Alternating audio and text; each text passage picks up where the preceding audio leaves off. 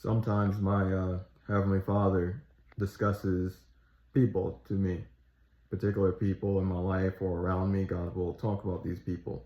Sometimes He'll share why a particular person is far from Him, or He'll discuss their heart, what made their heart that way, and stuff like this. And then when He's talking about this and He's discussing these things about certain people, He also, it will reflect their mind. Where their heart is, or how hard their heart is, will dictate their way of thinking, especially if they don't have God. One reason why being close to God softens your heart is because it gives you someone to rely on that you know for a fact is wiser and stronger than yourself.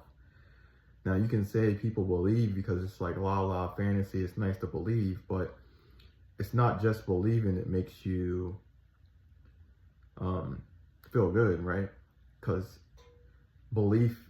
if whatever you're believing in doesn't hold weight, what's the point? So it's not the belief that has the power, it's the object you're believing on. So if God wasn't real, our belief would mean nothing. So this is why a lot of Christians are happy and they're joyful, and even when they're down, they're capable of still loving and still being kind and still doing what they're supposed to do, because the thing that they believe on exists and is real. When you see people that don't believe, and then they're hard and they're messed up, and like I said, God tells me about these people, their thinking is twisted. They usually have to take advantage of people. They usually have to push people away, put up a lot of barriers. They usually can't love as much as they should. They're just messed up. If you really look at a lot of people, they're more messed up. They have a warped thinking. They have a way of belittling people. They don't value people as they should, because in their mind, they have to create their own value system.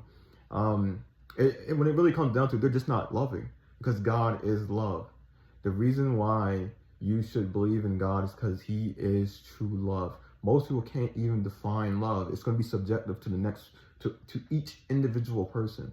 But when you understand God and how He defines it for you, it makes things more clear, because then you don't have to think, because your mind can go anywhere. You have to remember which tree Adam and Eve ate from.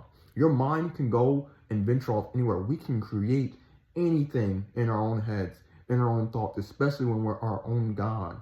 That's what you're doing when you don't even realize it. When you're making up stuff to suit whatever you want the world to be, you are God.